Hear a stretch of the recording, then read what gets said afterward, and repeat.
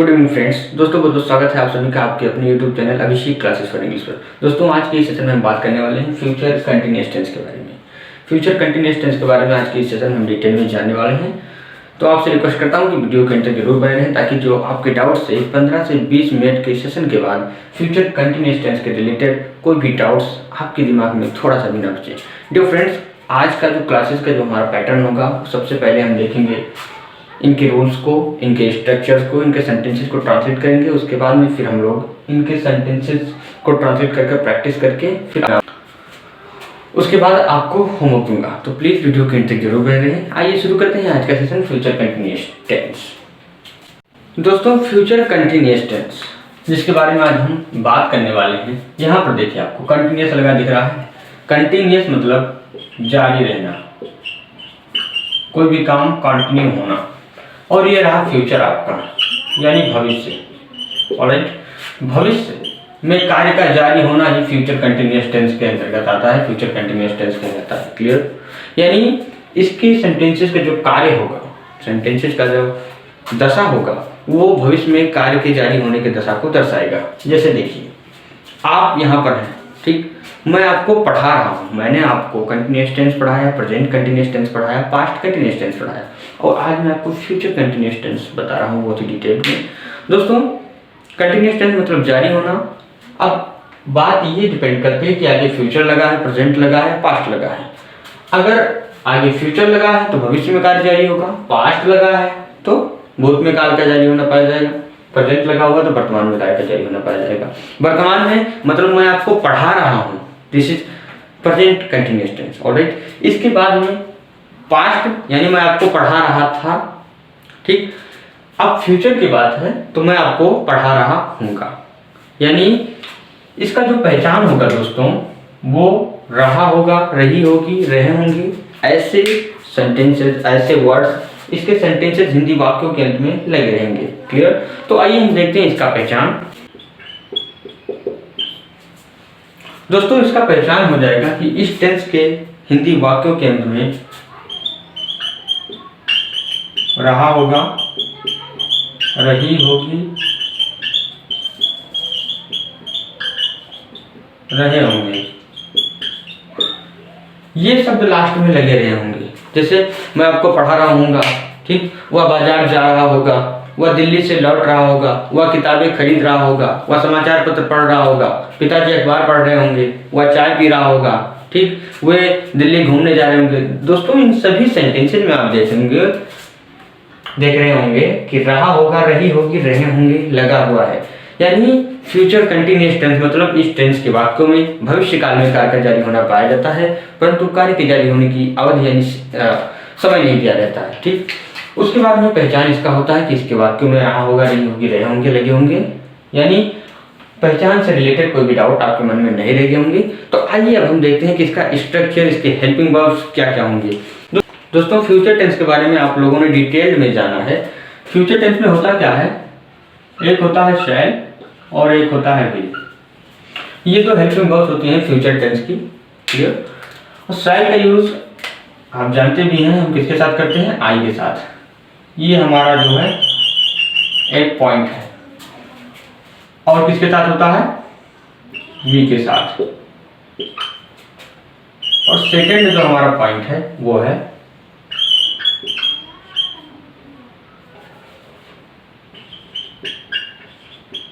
अन्य सब्जेक्ट, यानी आई और बी के साथ केवल आपको शैल लगाना है। आई और बी को छोड़कर कोई भी सब्जेक्ट हो, चाहे वह ही हो, सी हो, इट हो, या किसी का नेम हो, कुछ भी हो। क्लियर? सभी के साथ हमें विल लगाना है, यानी केवल आई और बी को हमें याद रखना है कि इसी के साथ भैया शैल लगाना है और सभी के साथ हमें लगाना है विल। क्लियर? अब आइए हम इसके अफर्मेटिव सेंटेंसेस के स्ट्रक्चर के अकॉर्डिंग अफर्मेटिव सेंटेंसेस को हम ट्रांसलेट करते हैं। डियर फ्रेंड्स, अफर्मेटिव सेंटेंसेस मतलब सकारात्मक वाक्य, जिसे हम हिंदी में कहते हैं। सकारात्मक वाक्य यानी नकारात्मकता, यानी नॉट एंड वर्ड ना लगाओ सेंटेंस में, नहीं या कभी नहीं ना लगाओ। दोस्तों इसका जो स्ट्रक्चर हो जाता है वो होता है कि सबसे पहले सकारात्मक वाक्य किस प्रकार होंगे मैं आपको बता दूं। वह बाजार से सब्जियां ला रहा होगा।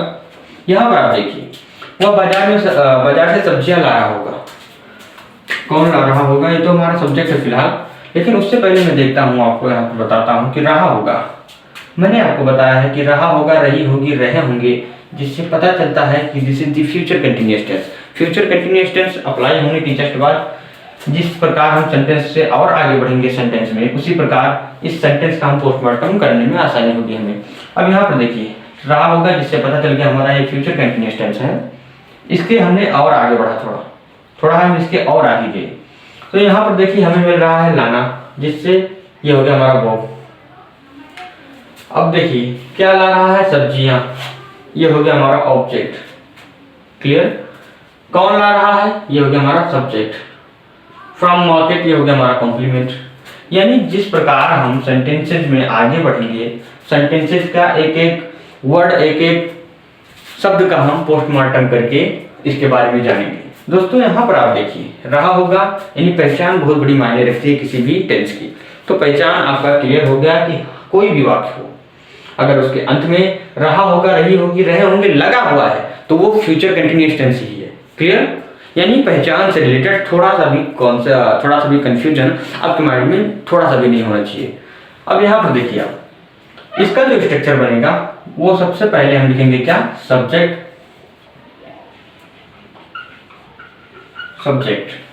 उसके बाद में मैंने आपको बताया है हेल्पिंग वर्ब। हेल्पिंग वर्ब है हमारा क्या, शैल और विल। क्लियर। प्लस बी, उसके बाद में हमें लगाना है वर्ब में आईएनजी प्लस ऑब्जेक्ट।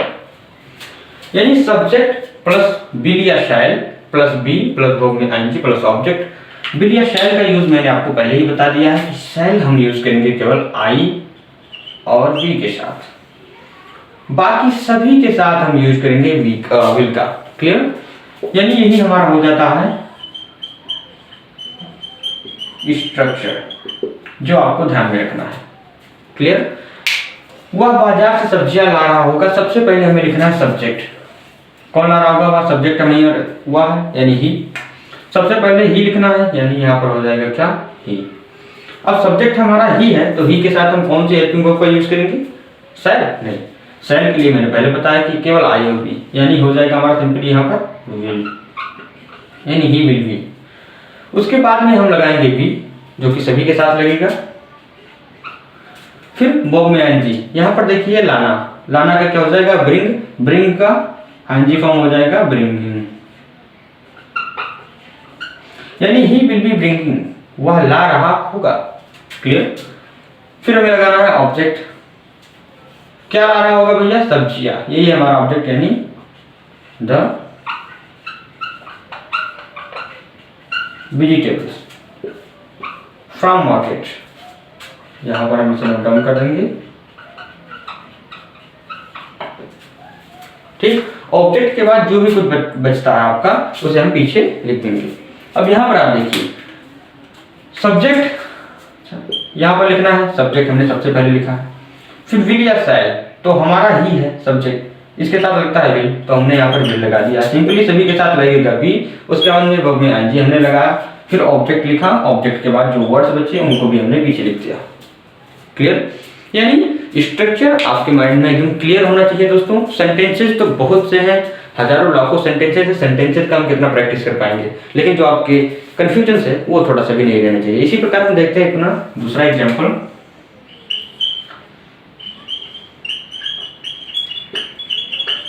अध्यापक आज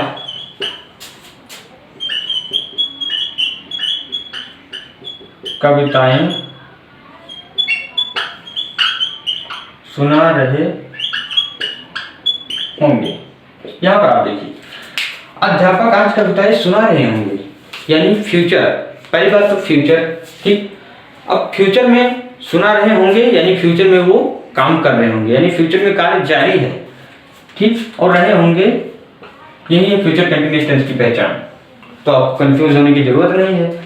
अब भैया देखिए यहाँ पर सब्जेक्ट वर्ब ऑब्जेक्ट ढूंढना मैंने आपको बता दिया है। एक बार दोबारा मैं आपको डिटेल में बताता हूँ कि सब्जेक्ट ढूंढने के लिए आप वर्ब में कौन या किसने का प्रश्न करिए।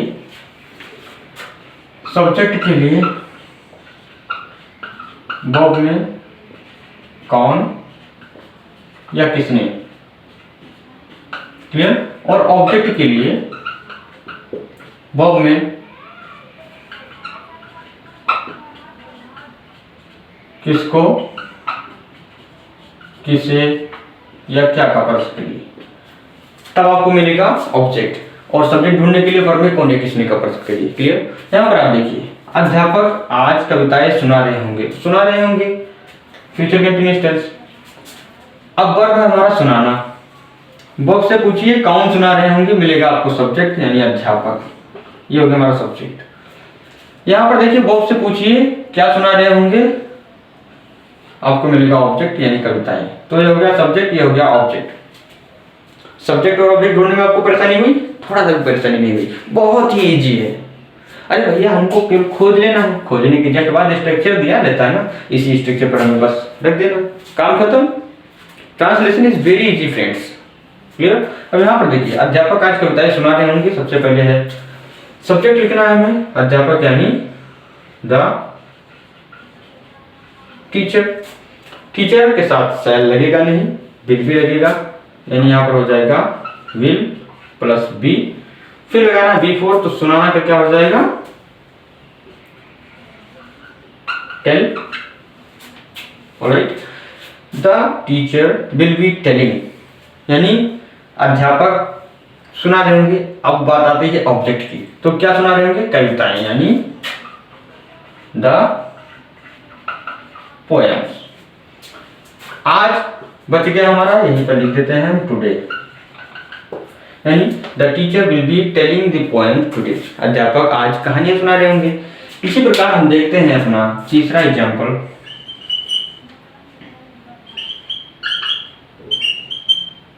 वह नदी में नहाने जा रहा होगा। यहाँ पर आप देखिए वह नदी में नहाने जा रहा होगा, तो रहा होगा ना, पहचान मैंने बताया आपको, तो आपका ये कंफ्यूजन नहीं है। आप बात आती है कि सब्जेक्ट ऑब्जेक्ट कैसे ढूंढे। सब्जेक्ट ढूंढने के लिए मैंने बताया वर्ब में कौन है किसने, ऑब्जेक्ट में ऑब्जेक्ट के लिए वर्ब में किसको किसे क्या। तो भैया कौन जा रहा होगा, वर्ब हमारा जाना, जाना से पूछे कौन जा रहा होगा, मिल गया आपका सब्जेक्ट। आपको मिल गया सब्जेक्ट, ये मिल गया आपको वर्ब। अब यहाँ पर देखिए नहाने, ये हो गया आपका इंफिनिटिव, नदी में ये हो गया हमारा कॉम्प्लीमेंट। अब यहाँ पर देखिए सबसे पहले लिखना है सब्जेक्ट यानी ही के बाद हमें लगाना है विल, फिर बी। यहाँ पर देखिए जाना का क्या हो जाएगा गो, इसमें जुड़ गया एनजी यानी ही विल बी गोइंग, वह जा रहा होगा, कहाँ जा रहा होगा, नहाने यानी टू बाथ। अब यहाँ पर देखिए नदी में यानी in the river, he will be going to bath, वह नहाने जा रहा होगा, कहाँ जा रहा होगा, इन द रिवर यानी नदी में। डियर फ्रेंड्स, यहाँ पर आप देख सकते हैं इन सारे सेंटेंसेस को ट्रांसलेट करते समय सबसे पहले हमें लिखना है सब्जेक्ट। सब्जेक्ट के अकॉर्डिंग अगर सब्जेक्ट हमारा आई और वी है तो हम लगा देंगे यहाँ पर शैल। आई और वी के अलावा अगर कोई भी अदर वर्ड है, अदर वर्ड कोई सब्जेक्ट है, ही शी इट या और कुछ है, तो उसके साथ हम लगा देंगे विल, सभी के साथ लगेगा, फिर प्लस करके बी, फिर वर्ब में आएंगी, फिर ऑब्जेक्ट। मैंने आपको बताया सब्जेक्ट ढूंढने के लिए वर्ब कौन सा है पता करिए सेंटेंस में, वर्ब से पूछिए कौन या किसने का यानी क्वेश्चन करिए आप, आपको मिलेगा सब्जेक्ट। ऑब्जेक्ट के लिए आप वर्ब से किसको किसे या क्या का प्रश्न करिए, आपको मिलेगा ऑब्जेक्ट। तो आपको सब्जेक्ट का कंफ्यूजन क्लियर, ऑब्जेक्ट का कंफ्यूजन क्लियर, हेल्पिंग वर्ब का कंफ्यूजन क्लियर, यानी सारे कंफ्यूजन आई होप कि क्लियर हो गए होंगे। फिर भी आइए देखते हैं कुछ इसी प्रकार के एग्जांपल्स और करते हैं और प्रैक्टिस। हम वाचनालय में अखबार पढ़ रहे होंगे, तो पढ़ रहे होंगे यानी फ्यूचर में कार्य जारी है। और पहचान भी मैंने बताया है आपको, कितनी बार बताऊं यार। यहाँ पर देखिए आप रहे होंगे, फ्यूचर कंटिन्यूअस टेंस। पढ़ना, उसके आगे पता चल गया हमारा वर्ब, क्या कर रहे होंगे, पढ़ रहे होंगे, यानी कार्य पढ़ने का हो रहा है, यानी यही है हमारा वर्ब। वर्ब से मैंने बताया, आप पूछिए कौन पढ़ रहा होगा, मिल गया आपको सब्जेक्ट। तो यहाँ पर पूछिए कौन पढ़ रहा होगा, हम, ये हो गया हमारा सब्जेक्ट। ऑब्जेक्ट के लिए वर्ब से आप पूछिए क्या पढ़ रहे होंगे, अखबार, ये हो गया हमारा ऑब्जेक्ट। वाचनालय में ये हो गया हमारा कॉम्प्लीमेंट, जिसे हम ऑब्जेक्ट के बाद लिखते हैं। अब यहाँ पर देखिए, subject will shall plus be plus verb में एनजी प्लस ऑब्जेक्ट, ये हमारा स्ट्रक्चर। तो सबसे पहले लिखना है सब्जेक्ट, सब्जेक्ट है हमारा वी। वी के साथ हम विल लगाएंगे। अरे भैया ये तो हम पहले ही बता चुके हैं कि आई और बी के साथ हमें शैल ही लगाना है, अन्य सभी के साथ हमें विल का यूज करना है, यानी सिंपली हम यहाँ लगाएंगे क्या, शैल, वी शैल, फिर बी, फिर वर्ब में आएंगी, पढ़ना का क्या हो जाएगा, रीड, इसमें जुड़ गया आएंगी, यानी वी शैल बी रीडिंग, हम पढ़ रहे होंगे, क्या पढ़ रहे होंगे, अखबार। लिखना है ऑब्जेक्ट, ऑब्जेक्ट है हमारा अखबार, यानी द न्यूज़पेपर। बच रहा है हमारा वाचनालय में, यानी in the reading room. Clear. Subject के अकॉर्डिंग चूंकि यहाँ पर वी है तो हमने लगाया शैल, उसके बाद बी, फिर वर्ब में आईएनजी, फिर ऑब्जेक्ट, फिर अदर वर्ड यानी कॉम्प्लीमेंट्स। क्लियर। इसी प्रकार हम देखते हैं अपना पांचवा एग्जाम्पल।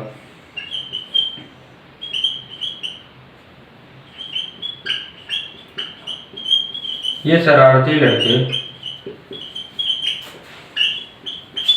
उस बूढ़े आदमी पर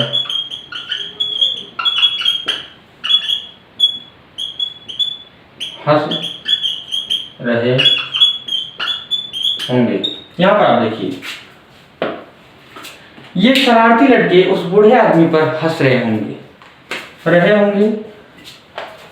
फ्यूचर कंटिन्यूअस टेंस का पहचान, रहा होगा, रहे होगी, रहे होंगे। क्लियर। अब यहाँ पर देखिए क्या, यहाँ काम हो रहा है हंसने का, यानी ये हो गया हमारा वर्ब। वर्ब से पूछिए कौन हंस रहे होंगे, मिल गया आपको सब्जेक्ट। तो कौन हंस रहे होंगे, वे शरारती लड़के, ये हो गया हमारा सब्जेक्ट, यहाँ से वे शरारती लड़के। अब हमें पता करना है ऑब्जेक्ट। ऑब्जेक्ट के लिए आप पता करिए किस पर हंस रहे होंगे, यानी उस बूढ़े आदमी पर। क्लियर। ये हो गया हमारा ऑब्जेक्ट। तो सबसे पहले हम लिखेंगे सब्जेक्ट। सब्जेक्ट हमारा वे शरारती लड़के, यानी दोज शरारती लड़के, यानी naughty boys, those naughty boys, वो शरारती लड़के। ठीक, इसके साथ लग जाएगा विल बी, यानी those naughty boys will B. अब देखिए हंसना यानी लाफ, इसमें जुड़ गया आईएनजी, यानी लाफिंग। किस पर हंस रहे होंगे, उस बूढ़े आदमी पर, यानी at that old man. Clear. Those naughty boys will be laughing, वे शरारती लड़के हंस रहे होंगे, किस पर हंस रहे होंगे, एट दैट ओल्ड मैन, यानी उस बूढ़े आदमी पर, उस बूढ़े आदमी पर ये शरारती लड़के हंस रहे होंगे। दोस्तों सब्जेक्ट है हमारा विल बी, वर्ब की एनजी फॉर्म प्लस ऑब्जेक्ट। इसी प्रकार देखते हैं अपने छठवां example.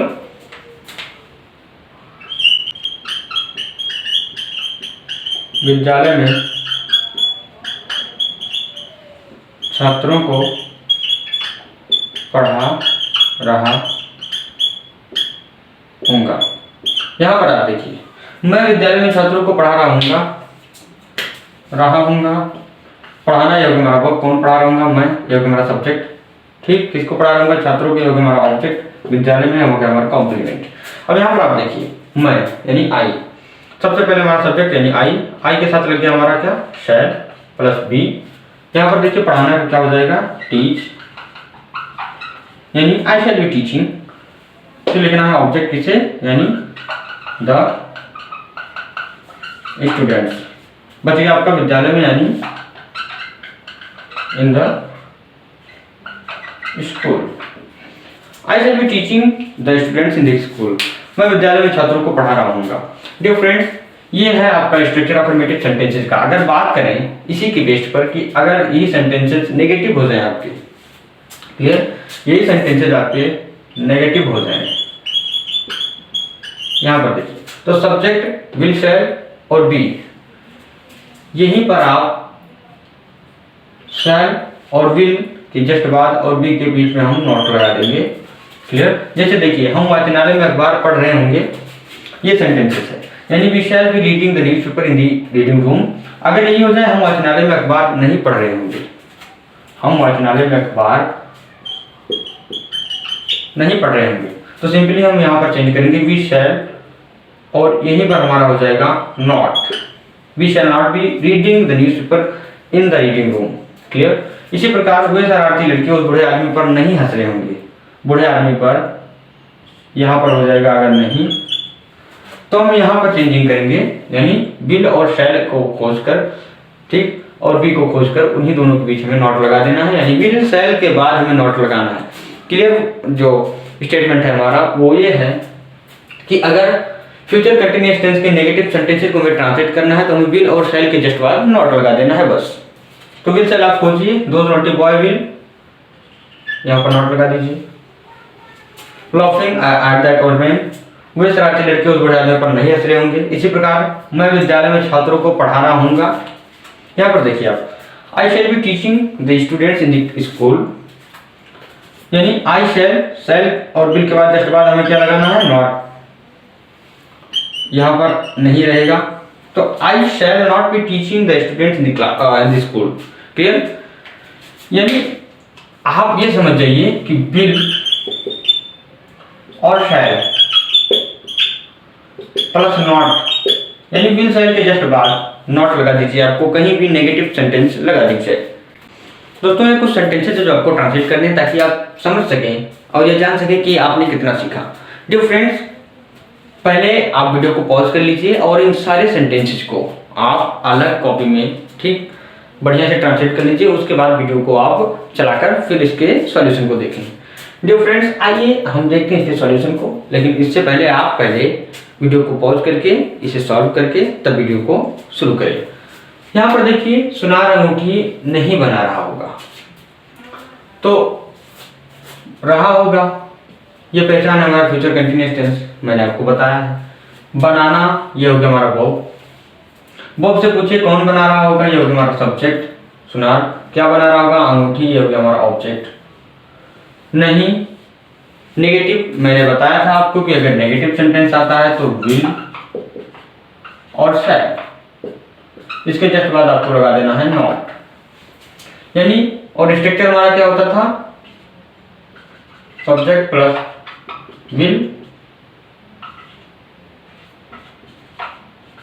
Will shall plus be, clear, plus D4 यानी वो में एनजी प्लस ऑब्जेक्ट होता था, क्लियर। यानी सबसे पहले हम लिखना सब्जेक्ट, सब्जेक्ट हमारा क्या, सुनार अंगूठी नहीं बना रहा होगा, यानी द गोल्ड स्मिथ, इसके साथ लग जाएगा विल, इसके साथ लग जाएगा बिल के जस्ट बाद मैंने बताया कि क्या नेगेटिव है, तो बिल के बाद हो जाएगा हमारा नॉट, यानी not, the gold Smith will not, फिर लग जाएगा हमारा बी, बनाना है क्या हो जाएगा, मेकिंग, क्या नहीं बना रहा होगा, ऑब्जेक्ट हमें लिखना है, यानी the ornaments, clear. The gold Smith will not be making, यानी सुनार नहीं बना रहा होगा, क्या नहीं बना रहा होगा, हमारा ऑब्जेक्ट है द ऑर्नामेंट्स, यानी गहनों को। इसी प्रकार वह कमरे को नहीं सजा रही होगी, कौन नहीं सजा रही होगी, वह हो गया हमारा सब्जेक्ट, सजाना, ये हो गया हमारा वो, तो सब्जेक्ट है हमारा सी, यानी सी, सी के साथ लग गया will,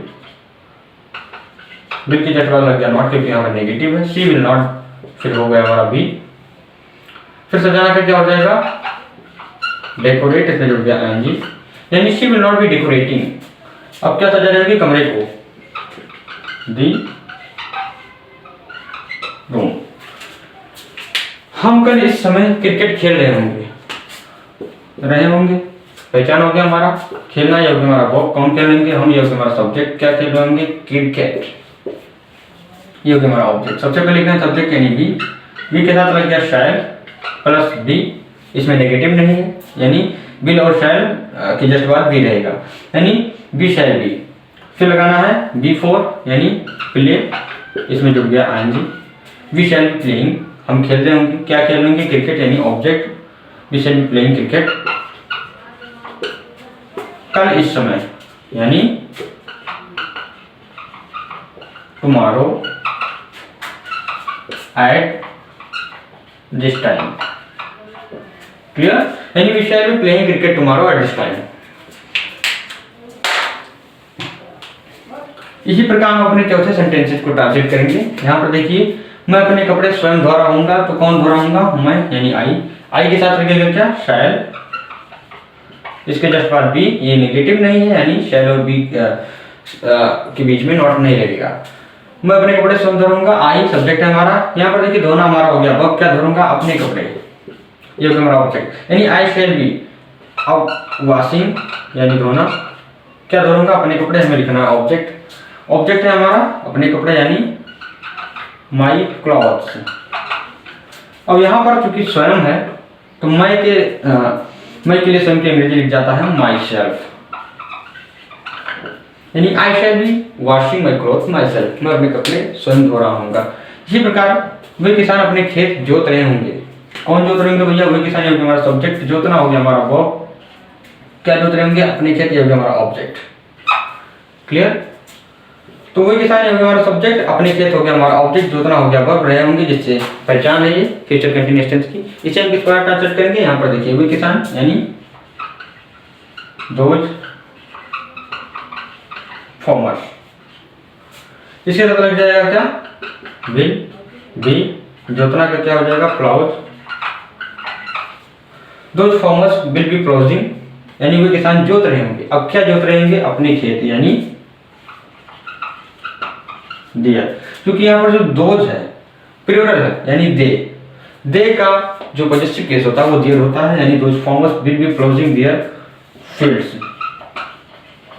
clear friends, comment section में जरूर लिखकर बताएं कि आपके जो सेंटेंसेस हैं, क्या आपने इन सारे सेंटेंसेस को एकदम बहुत ही अच्छे से ट्रांसलेट किया और आपने इस सेशन के एंड के साथ क्या सीखा, ये कमेंट सेक्शन में जरूर बताएं। दोस्तों, अगर आपको वीडियो पसंद आया तो प्लीज वीडियो को लाइक करें, अगर आप चैनल पर नए हैं तो प्लीज चैनल को सब्सक्राइब कर बेल आइकन को जरूर प्रेस कर दें। डियर फ्रेंड्स, अगर आप क्लास 10th एंड 12th के स्टूडेंट हैं और आप बोर्ड एग्जाम 2022 फेस करने वाले हैं, ठीक, तो आपके लिए अभिषेक क्लासेस फॉर इंग्लिश यह यूट्यूब चैनल बहुत ही बेनिफिशियल साबित होने वाला है, क्योंकि इस यूट्यूब चैनल पर आपकी क्लासेस पर डे शाम 7 बजे इंग्लिश की क्लासेस 7 से 7:30 7:35 यानी 7 से 7:35 के बीच में पीएम में होती हैं। क्लियर, जिसमें आपको डिटेल में सारे ग्रामर के कोर्सेज, बुक्स सभी को डिटेल में बताया जाएगा, ताकि आप बोर्ड एग्जाम में इंग्लिश के सब्जेक्ट में 95+ मार्क आसानी से स्कोर कर सकें। डियर फ्रेंड्स, अगर आपको वीडियो पसंद है तो प्लीज़ वीडियो को लाइक करें और हाँ यार, अपने फ्रेंड सर्कल में इसे जरूर शेयर कर दें। डियर फ्रेंड्स, ये होमवर्क आप अभी क्लासेस के जस्ट बात करिए, ताकि आपको पता चल सके कि आपने क्या क्या सीखा। एक बार हम रिकॉल कर लेते हैं कि हमने आज की क्लास में क्या क्या सीखा। हमने सीखा कि फ्यूचर कंटिन्यूअस टेंस यानी इस टेंस के वाक्य में भविष्य में कार्य का जारी रहना पाया जाता है। इसका पहचान होता है रहा होगी, रही होगी, रहे होंगे, यानी इसका जो पहचान है इस टेंस के वाक्य में रहा होगा, रही होगी, रहे होंगे लगे रहता है। ठीक, ये जो है। इसके जस्ट बाद हमने देखा कि आई और बी के साथ हम यूज करेंगे शैल बी का, एंड आई और बी के छोड़कर जो भी कोई भी सब्जेक्ट है, ही सीट या ही सीट नेम कुछ भी है, उसके साथ हम यूज करेंगे विल बी का। क्लियर, इसमें हम उसके बारे में हमने जाना कि विल और शैल के बाद नॉट लगा देते हैं जब वाक्य हमारा नेगेटिव होता है। क्लियर दोस्तों, आई होप कि अब फ्यूचर कंटिन्यूअस से रिलेटेड कोई कंफ्यूजन आपके मन में नहीं रहेंगे। अगर आपको भी कोई डाउट हो तो प्लीज कमेंट बॉक्स में जरूर लिखकर बताएं, और हाँ, आपको ये वीडियो कैसा लगा जरूर बताएं। दोस्तों, मैं मिलूंगा आपसे एक नई वीडियो में, जिसमें हम जानेंगे फ्यूचर कंटिन्यूअस टेंस के इंट्रोगेटिव पोर्शन के बारे में। तब तक के लिए tata bye bye, have a good day.